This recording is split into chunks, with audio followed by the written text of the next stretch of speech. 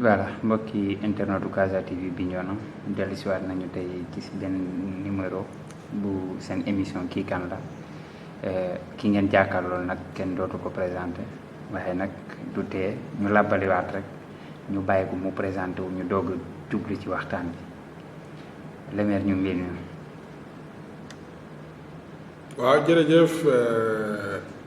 Casa TV maa ngi leen di nuyu présenté wu loolu rek xaw ma lan laa ci war a wax ak lan laa ci warul boole ndax présenté sa bopp moom dafa xaw a jafe li ma mën a wax ci lu tënk mooy maa ngi tudd Mamadou Lamine Keita dëkk Bignona te ci bésu tey ak ci kóolute population commune de Bignona ak dogalu yàlla man maa nekk maire commune de Bignona. voilà laataa ñoo ñëw ci casquette en tant que maire dañuy ñëw ci jaar-jaaru Mamadou Lamine Keita fan la jànge fan la juddoo fan la yaroo ak fan la jaar ba yàgg fii tey. alors loolu xam naa dina xaw a gudd dinañ ko jéem a tënk Mamadou Lamine Keita mi ngi juddu fii ci Bignona en novembre 1973 fii ci commune de Bignona fii la yaroo fii ci commune bi la màggee defee fi lépp alors man maa ngi jàngee école primaire fii ci école JKS Joseph Koulaji Sagna mooy école bi nekk en face ancien marché boobu ñu ngi koy wooye école Manguiline 2 bon am na ñu ko daan wooye école 4 mais pour officiel bi école Manguiline 2 la woon foofu laa defee sama primaire mais damay wax peut-être que avant may dugg école primaire daa ngi dugg école primaire à l'âge de 7 ans mais avant loolu à l'âge de 5 ans sama papa daf ma jël boolee ma ak samay mag ak sama yenn grande sœurs yi xam ni samay doomu màggu papa lañu ñu bokkoon kër ñu inscrire ñu ci école arabe bu imam Fansou Bodian boobu école arabe bi mi ngi nekkoon Château d'Eau kër ñoom Lamine Silla ci kër gi fekk famille ñoom Lamine Silla ñi ngi yoon Bassène ñëwaguñu fii seen papa tabax fii laata mu famille bi di ñëw mu mettre ko à la disposition de imam Fansou Bodian boobu imam Fansou Bodian mi ngi lëkkaloo ak imam oustaz Aliou Diémé di papa ñoom Omar Diémé ubbi école arabe bi foofu laa tàmbale def fa ñaari at sama benn nijaay ñëw rek këf ma ne bon foog mu dugal ma école française bugguma woon nag mu metti woon lool maa koy fàttaliku ma ne du ma dem parce que dama bëggoon vraiment li ma doon def te yàlla dimbale woon na ma sama xel xawoon neex ay muraaja su ma yéegoon gars yi dañuy wax ak ñi law nag vraiment furi ma fu suusum ak ngooneen ka karangak biñ ma ne da ngay dem français ma ne déedéet su ma yaay sax d'accordul woon mais bon puisque sama nijaay sama papa ñoom d'accord woon nañu ma xaw a jooy ñu wax ko imam Fansou Bodian mu woo ma ne ma léegi da ngay dem rek soo demee temps yi du ñu jàng mercredi soo jàngoon mercredi samedi soir ak dimanche nga ñëw donc dama doon def ñaari ba finalement français bi jël le dessus donc bi ma duggee primaire école 4 ma dem ba def CM2 am entrée en 6e dem defi sama collège Alphan Bessir Sonko foofu laa defee 6e ba 3e vraiment def fa lu bari ma xam naa école bu ma gën a marqué dama koy wax toujours école bu ma gën a marqué mooy Alphan Bessir Sonko en fait parce que bi may nekk Alphan Bessir Sonko lu bari ci la feeñ ci man dañuy wax même l'affirmation de leadership ci sama biir génération ci la commencé feeñ dem naa ba nekk président Fosco bu Arfam Bessir Sonko. so président mooy li ñuy woowee léegi gouvernement scolaire. Donc vraiment sama lu bari fa laa ko tàmbale même bu may bi ma ñoom Omar Lamine ak Moussa Diédhiou di identifier pour jël ma yóbbu ma ci UJTL mooy structure des jeunes yu PDS fii ci département de Bignona c'est parce que dañ leen waxoon ni seen xale boobu nekk na un jeune leader ci milieu scolaire ak yooyu. kon bu ñu la déggee bu baax le maire bi muy def cycle secondaire am la commencé. lañ ko commencé bëgg a xëcc ci politique. mais dama lay wax benn affaire. man dañ maa teel a dugal su ma la waxee man bokk naa bureau mën naa la jox bureau exemplaire bureau bi bokk naa bureau UJTL ak Bouba Diatta bureau boo xam ne Bouba Diatta mi ngi si biir. Seydou Kane mu ngi si biir ak ñeneen. te ñooñu boobu le maire ñaata at la amoon boobu j'étais alors ay 14-15 ans ah. J'étais très petit très jeune ah. boobu xaajuma woon dara mais bon puisque dama xawoon xam nga précoce sur le plan des idées sur le plan de la participation à yenn activités yi xam nga grève di jiite fii di dem AG di yéeg. Donc vraiment dañ ma teel a këf yóbbu ma ci en tout cas dépassé wu ma woon 16 ans yi donc voilà vraiment foofu laa defee d'ailleurs loolu moo tax man j'ai pas fait le lycée Djignabo le lycée Aoun Sané. lu tax alors lycée Aoun Sané xam nga CM la woon boobu Bignona mi ngi amoon ñaari CM public Aoun Sané ak Arfam Bessir Sonko alors ku am BFM da ngay génn Bignona alors ñu dem ba ci biir état bi décidé élever Aoun Sané def ko lycée mu am première génération ñooñu def seconde ñun ñu war a ñëw deuxième génération man at bu ma am maa ngi rappelé wu première génération mooy ñoom Amadou Sylla ñoom Ahmed Serigne Diémé ndeysaan dem si yàlla Ablaye Boudia Diakhabi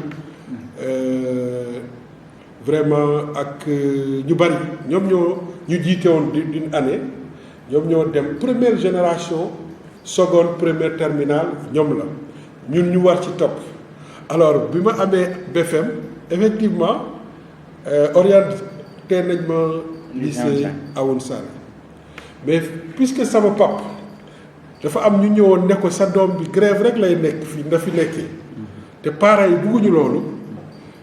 mon père a tout fait pour ñu mun ma transférer ma dem jàngi Ziguinchor mu jël ma jox ko confier ma à un de ses cousins boo xam ni militaire la nekk Ziguinchor ne ko na ma gën a surveiller parce que bon buggul woon quoi ma dugg ay affaire de grève ak yooyu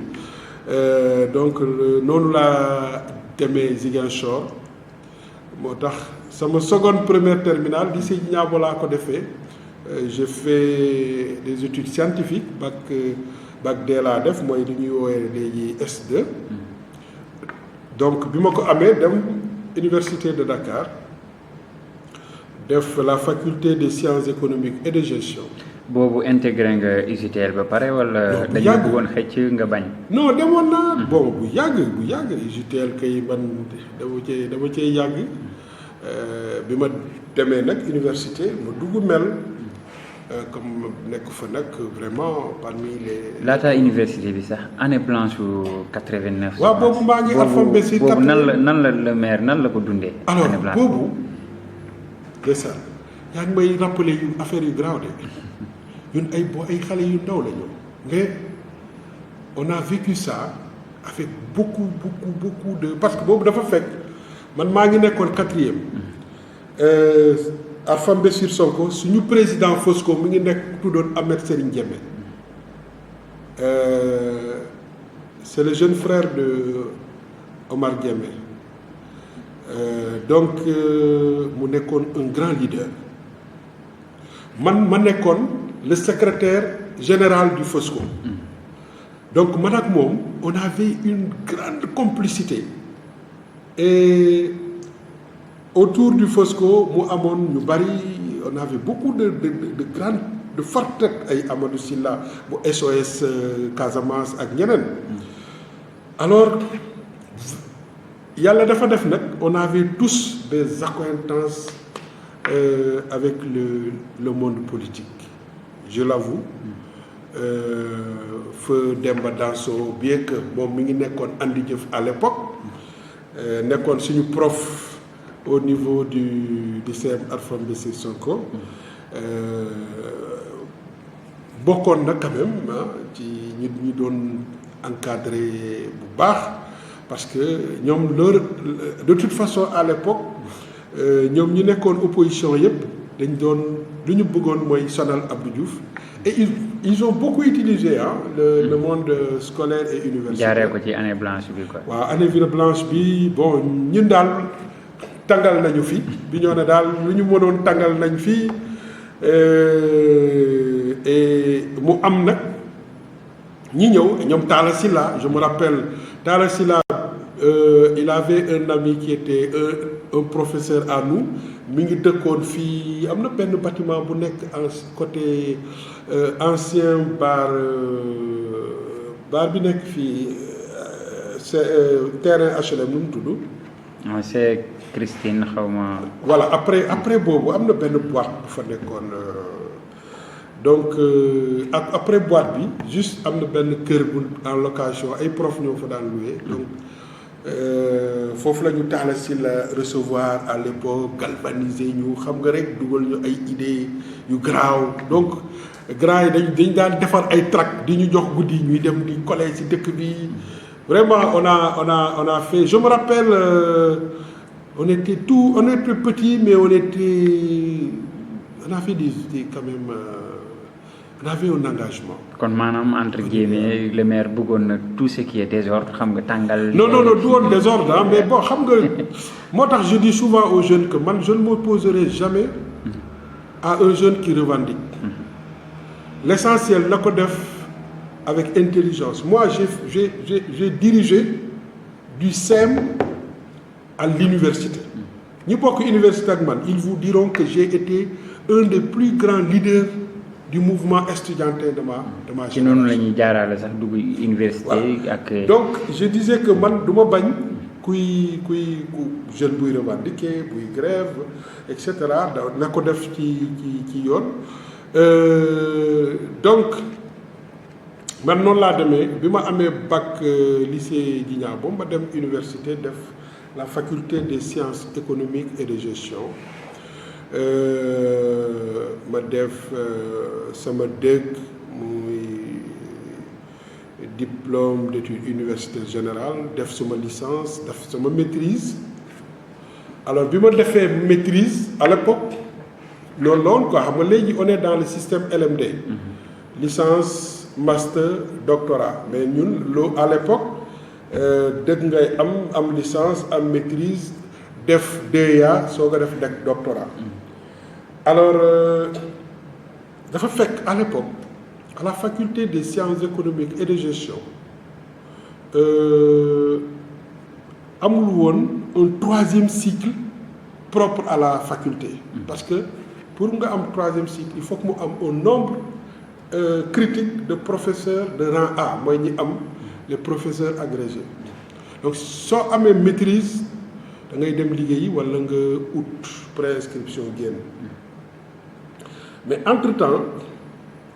toutes les universités des pays francophones d'Afrique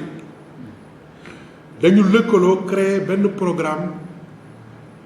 doctoral ñu tuddee ko le PTCI programme de troisième cycle interuniversitaire mu nekk programme bu sélectif bu rigoureux mais qui a formé aujourd'hui soo demee dans presque toutes les universités les facultés d'économie sont tenues par les diplômés de cette école-là. Donc ça n'existe d'ailleurs,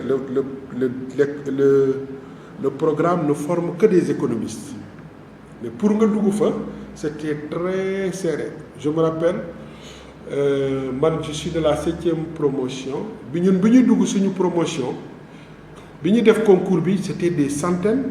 mais on a été 7 admis au concours 7 admis et at boobu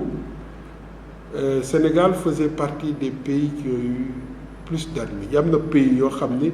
je crois que Guinée benn la amoon, Mali benn. Alors donc c'est tous les pays d'Afrique. Alors après on vous regroupe ngeen def dans ce qu'on appelle un campus, un 3C, campus commun des 3CO, campus commun des cours à option. Donc foofu la ñuy def foofu la ñuy regrouper profs yu jógee un peu partout dans le monde, aux États-Unis, au Canada, en France et dans les universités africaines pour ñëw former leen. Après voilà il y a un examen de sortie boo xam ni voilà aussi mun nañ la fa recaler soo paree nga écrire sa mémoire de DEA bi ñu paree vraiment presque dans toutes les universités ceux qui sortent de ce programme on les prenait pour enseigner à l'université. Voilà ñun noonu la ñu ñëwee bi ñu ñëwee c'est comme ça qu'on nous a intégré ñu commencé nekk ay assistants donc dans nos différentes universités. Bon ñenn ñi continuer ñu mel ni man on a après quelques années ñu am yeneen opportunité ñu dem pour mën a dellu si waat xam nga quand tu entres dans le monde universitaire ay aller-retour la quoi. Donc léeg-léeg nga am benn opportunité nga dem def ko après bon si am na limite su jeexee nga ñëwaat y en a qui ne reviennent pas bon y en a qui aiment tellement le monde universitaire que dara du leen jaral ñu génn. Voilà y en a qui restent ce qui fait que tey soo demee la faculté d'économie ba l'université de Dakar presque 80% des professeurs sont sortis de ce programme. Aujourd'hui c'est lui qui dirige le directeur, on dit doyen de la faculté du parlage mais c'est lui le directeur quoi. Il est sorti de cette école, de ce programme-là, le PTC. D'ailleurs, lui, il est la 8e promo. Ils sont venus après nous. Le chef du département, parce que faculté économie pour Dakar, il y a 3 départements. Le département économie, le département gestion et le département de techniques quantitatives. Celui qui dirige le département d'économie, il est sorti de ce promo et lui, il est de cette école et lui, il est sorti de la même promotion que moi. Il s'appelle Aboukan. Donc, c'est pour dire que l'école Bobo, c'était une école très sélective et aujourd'hui, tous ceux qui, les grands économistes de l'Afrique, francophone en tout cas, sont tous sortis de cette école. Fofu la ñu jaar. Alors, bi ma paree, quand on est venu un peu à la fac, commencer à encadrer, commencer encore continuer nos études en nous inscrivant carrément pour la thèse de doctorat. Bon, entre-temps, moi, j'ai eu des opportunités d'emploi. ci opportunité yooyu sax laa ñëw mais damay gën a dugg ci mbiru langum politique bi. Ndax déggoon nañ fi le maire nekkoon na ci Fonds national pour la promotion de la jeune xawma FNPJ. Après nekk fi ministre. Donc en résumé jaar-jaar yooyu noonu lañ bëggoon nga décortiquer ñu ko tuuti. waaw en fait xam nga man dama nekkoon un jeune boo xam ni Ablaye Wade bokk naa ci ñu mu ràññee un peu tôt avant muy nekk président parce que je wax naa la ko man dama teel a dugg UJTL si bien que bi ma ñëwee pouvoir bokk naa ci jeune yu parti bi doon suivre bi ma demee def suma DEA au PTC yi ba ñëw commencé nekk assistant vacataire à la faculté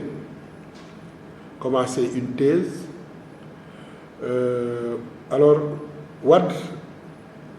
bi mu créé FNPJ mu bëggoon ñu jël des jeunes économistes yoo xam ni xam na leen ci parti am lañ bokk pour ñu bokk ci ñuy gérer loolu parce que ñooñu comprendre nañu sa vision et sa philosophie surtout en matière d'emploi des jeunes bon ñu ma bokk si noonu la ñu bon quand il y a une opportunité puisque bon en termes de traitement c'était plus intéressant que li ma doon xool bon j'ai fait le choix de venir servir à ce niveau-là noonu laa ñuy FNPJ Dakar après Wade a souhaité que ñu ubbi une antenne à Ziguinchor qui va couvrir le sud et l'est c'est-à-dire que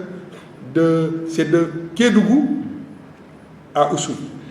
En résumé le maire lan moo nekkoon njëriñu FNPJ ci Sénégal. waaw en fait xam nga l'état du Sénégal du état Sénégal rek dans tous les pays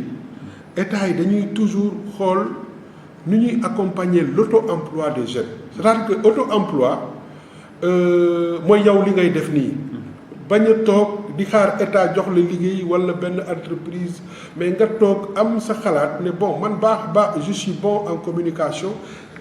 nga ut des moyens nga teg sa structure de communication wala nga ne baax naa commerce nga ut les moyens nga def sa activité commerciale wala tailleur la wala menuisier wala beneen activité ak bu mu mënta doon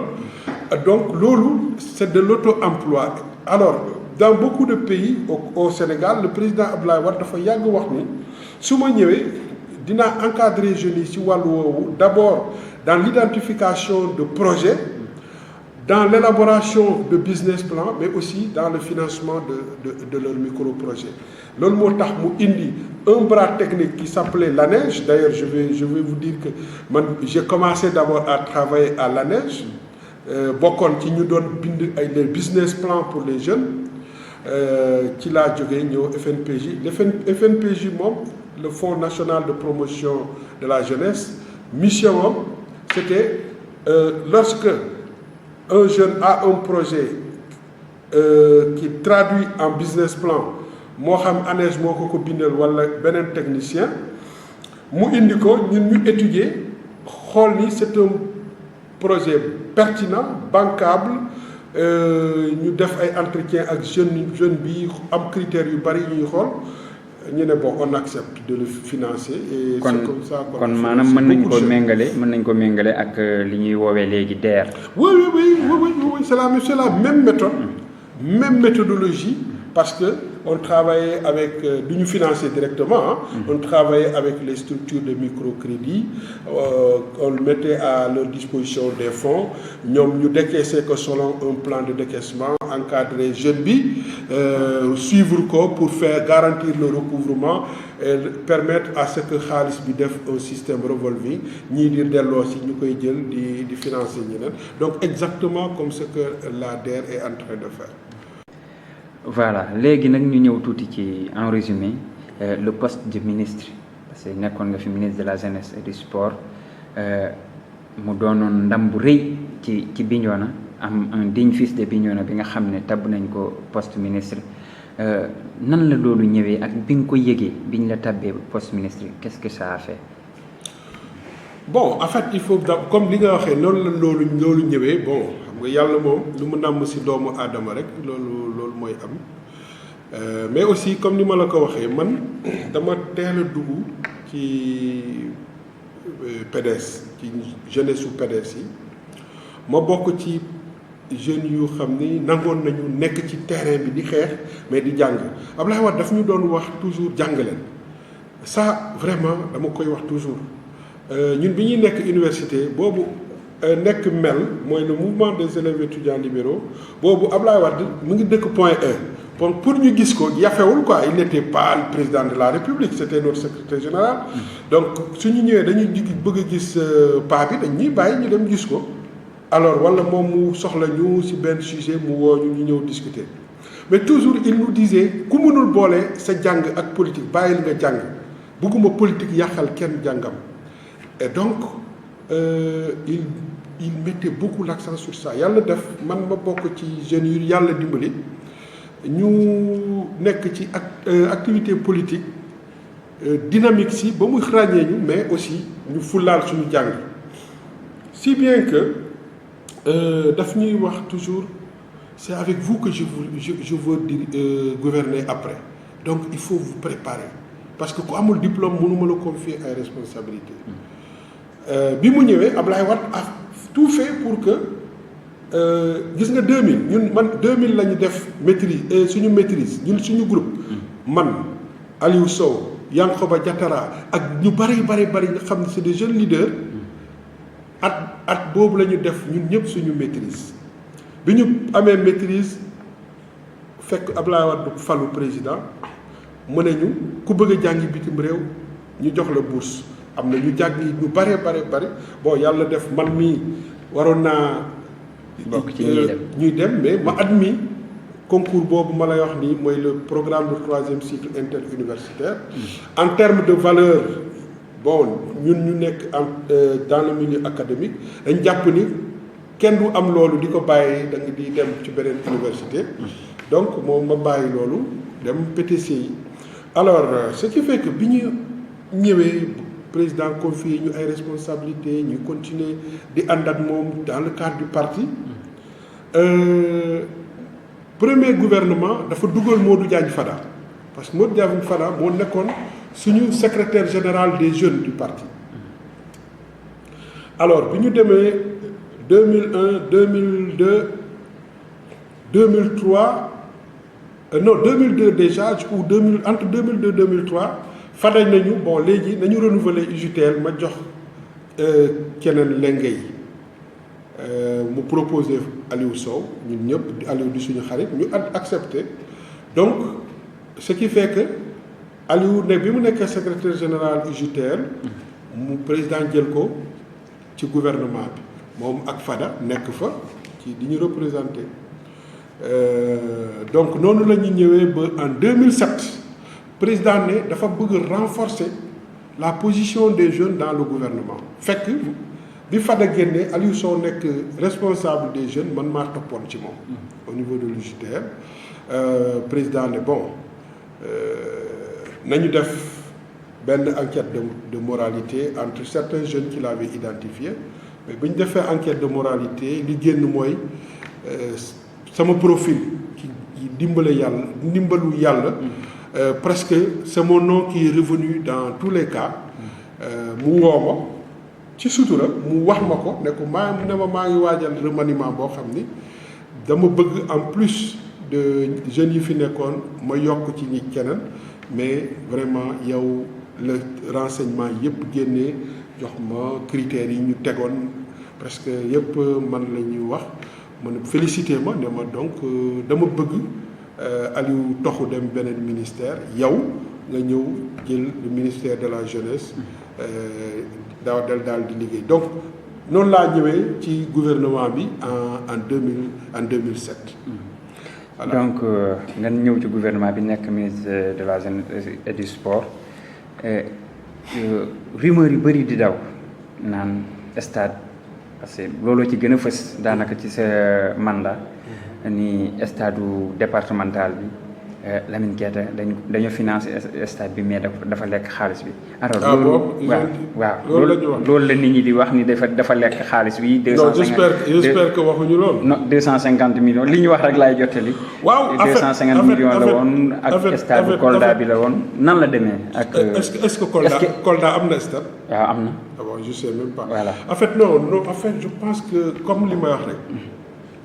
xam nga ku jiitu di nga dégg lu ne. loolu su amee xanaa Lamine Keita nag moomul réew mi xaalisu état la mais ñi waxoon wax ji xam naa leen ndax bëggoon yàq la mais bi ma génnee li ma war a génnee ci preuve defe naa wax ji foofu la yem Lamine Keita lu muy ut indi Bignona loolu chaque jour ci lay xëy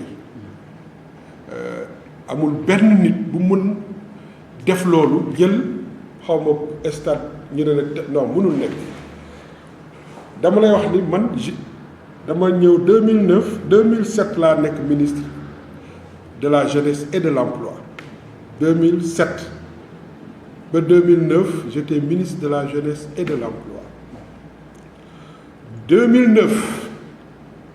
ñu war a dem élection mairie Ablaye Wade ne ma c'est vrai xale nga am na ñu la mag foofu parce que Youba Sambou l'ancien ministre des forces armées moo nekkoon boobu maire de Bignona président Abdoulaye Wade woo ma ne ma léegi dama bëgg maire yi aussi ñu kiy pousse ay jeunes ñuy dem di gérer les collectivités locales mu ne ma dama bëgg nga préparer wu yow yaay nekk sama candidat pour mairie de Bignona ma ne ko président nangu naa ndax man lépp loo xam ni ça me met au service de Bignona rek d'accord naa donc damay wax ni dama nekk ministre 2 ans avant may nekk maire de Bignona loolu c'est important bi may nekk ministre peut-être que bett na ñu bari parce que ñu bari xamuñu woon ni maa ngi doon ñefe dans les structures de jeunesse du parti même dans ma propre famille ah xam nga nit ñi du ñu xam quoi souvent yow da ngay nekk fële di ñefe di def say affaire kenn du xam ñu xëy rek ñu ne ministre la ko ne ayma Lamine Keita olala xale bu fi nekkoon bon donc tu te bats moo tax moi je dis toujours aux gens il faut se battre. Voilà. Alors bi ma nekkee 2009 bi ñu paree local Ablaye Wade ci la def remaniement mu changé sama ministère jël emploi jox ko keneen def jël sport indi ko ci ma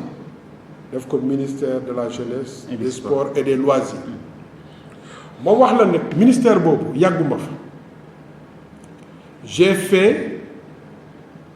10 mois là-bas ministère des sports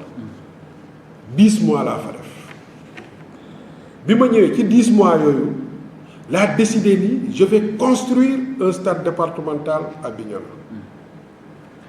mais le ministère n'avait pas les moyens de tout faire en une année ñu ne léegi le coût du projet nangam la léegi ren lan la ñu am li la ñu am pour def les projecteurs def grille de protection ma ne ok def la loolu déwén suñu budget bi su ñëwee ngeen jëlaat loolu ñu def tribune ak terminer les autres composantes du stade ok xam nga budget du lu fi tegee du loo xam ne mi ngi fi donc année boobu lu ñu am moom la ñu jël def projecteurs yi ak grille de protection di xaar année bu ci topp ñu continuer yàlla def année bu ci topp fekkuma fi si diggante bi président def remaniement ne ma naa dellu jëlaat l'emploi des jeunes parce que il veut que la problématique de l'emploi des jeunes ñu jël ko au sérieux et que man la ci wóolu donc ñu jël sport jox ko keneen delloo ma ministère de la jeunesse et de l'emploi des jeunes ce qui fait que bi ma nekkatul ministère des sports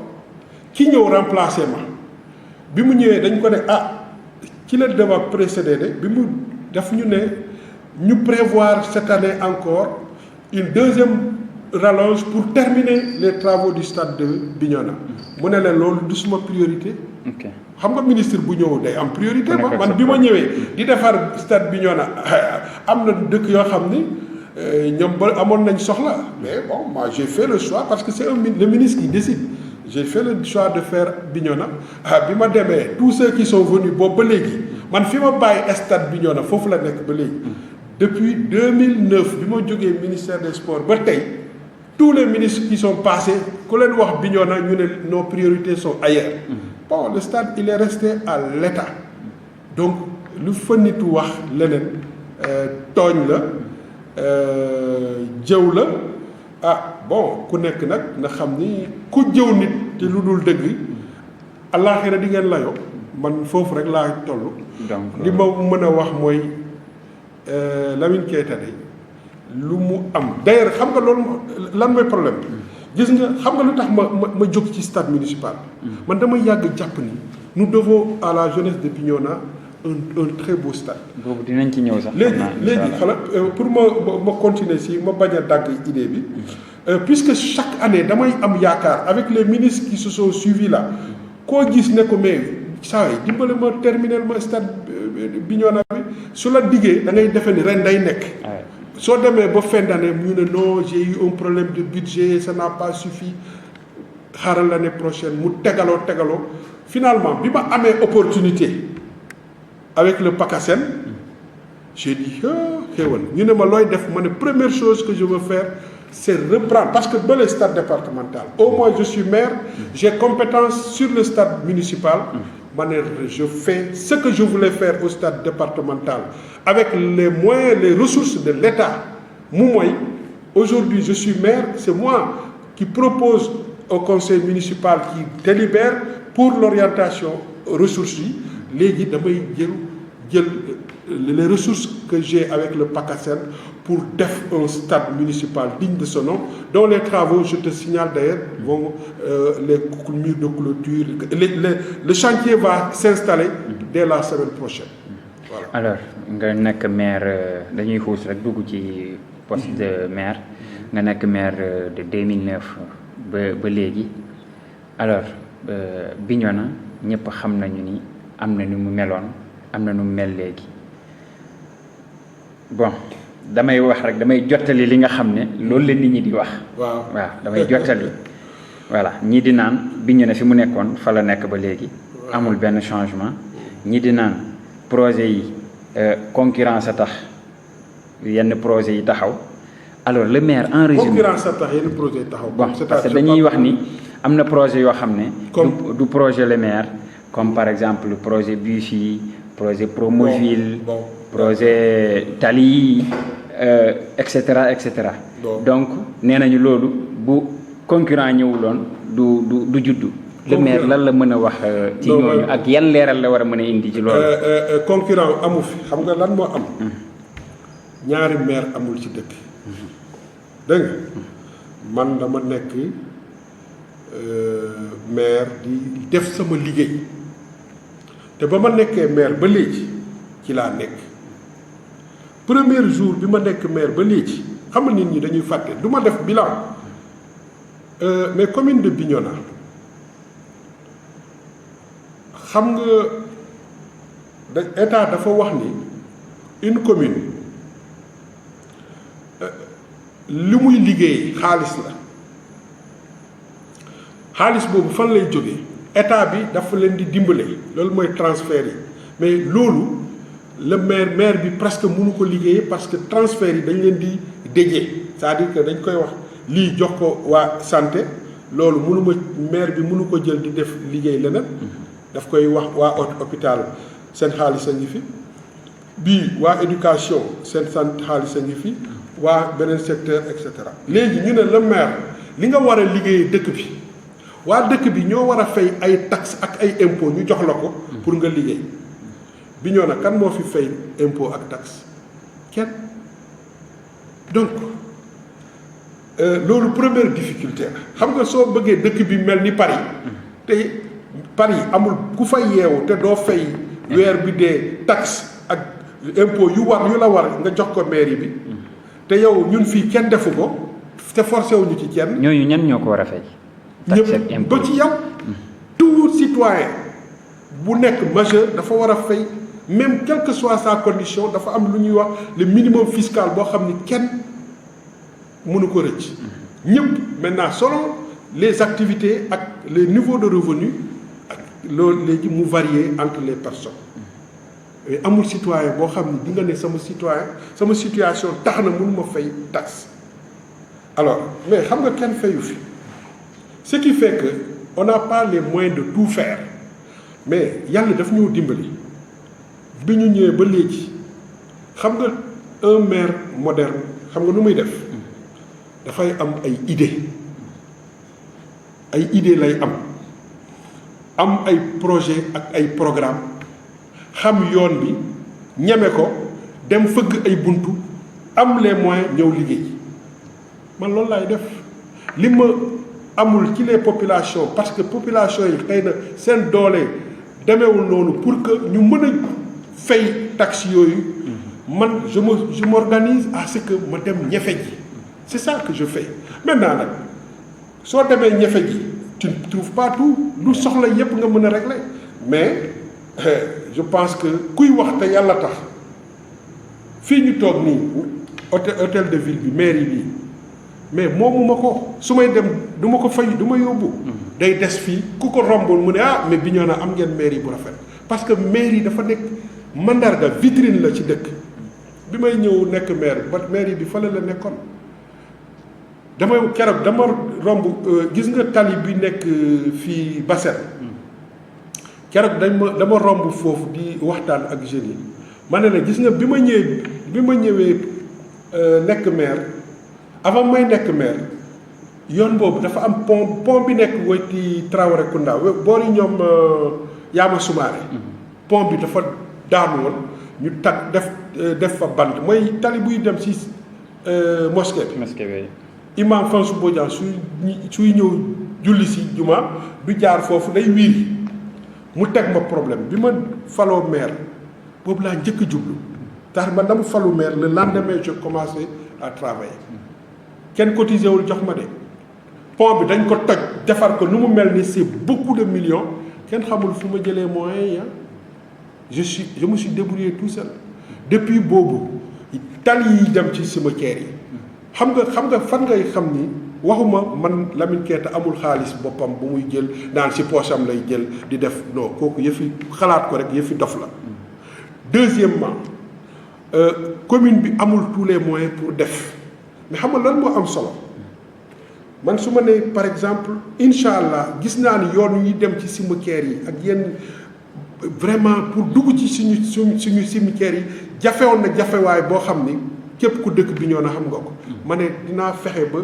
goudronner yoon yooyu fan laay jaar ba def ko loolu man maa ko xam lu am solo est-ce que def naa ko walla defuma ko.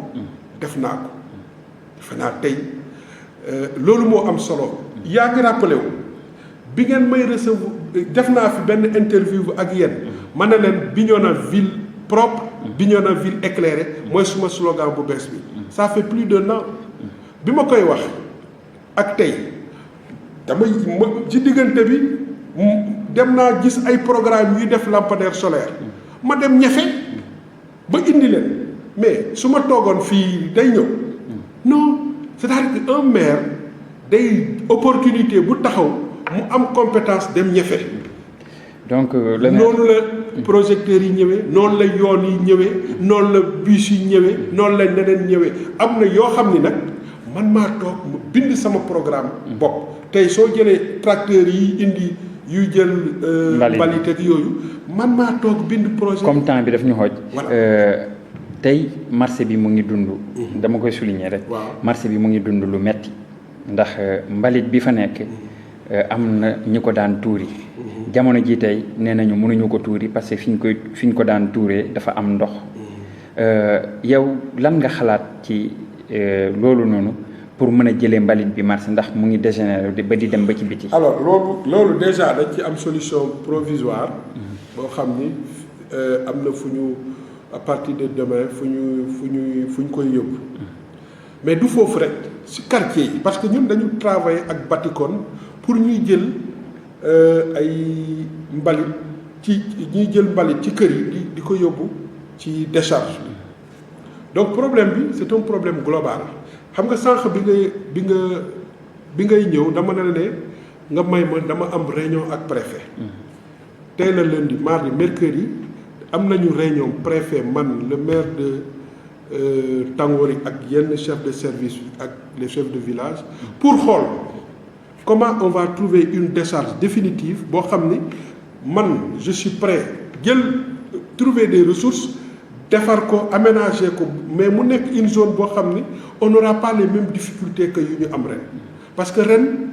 taw bi bëri na ñëpp xam nañ ko ni taw bi bëri na fi ñu daan dem tour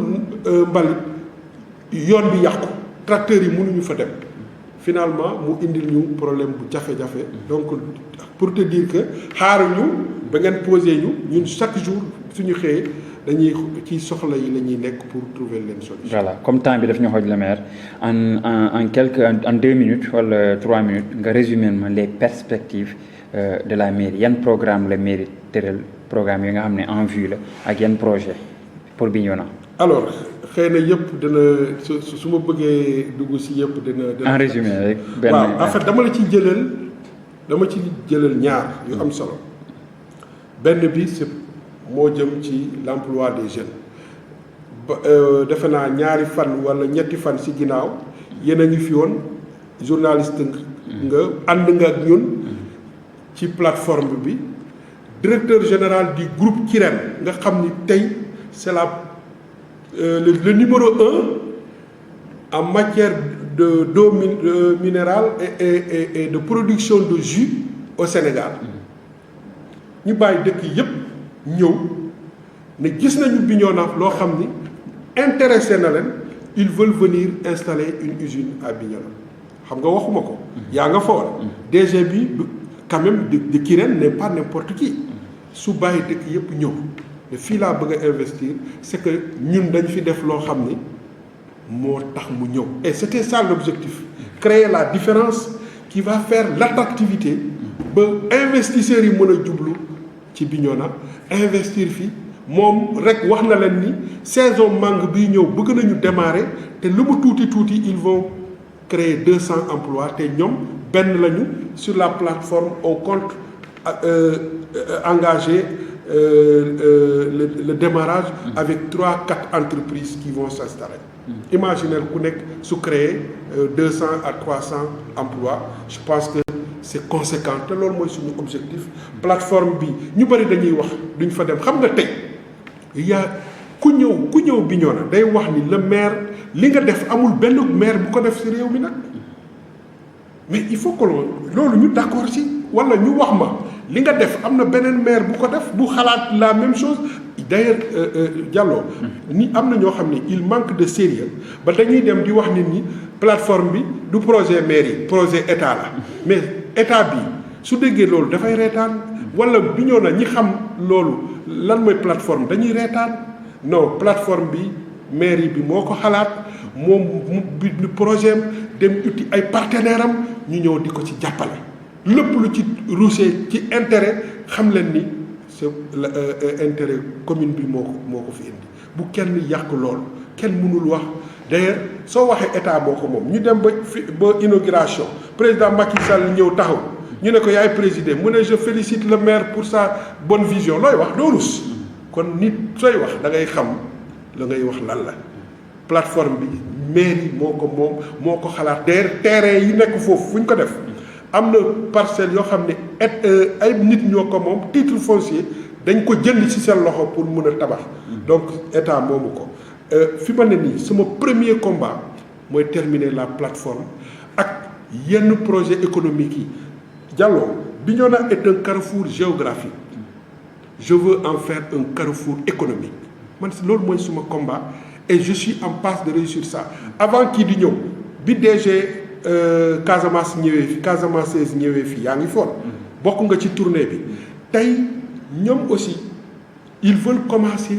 à entrer dans la transformation des produits de tous les produits que nous avons en Casamance et bëgg nañu sax ñu développer yenn filières yi comme ay goyave ay bissap parce que ils considèrent que tey ce sont les jus les plus prisés sur le marché donc ñooñu ñëpp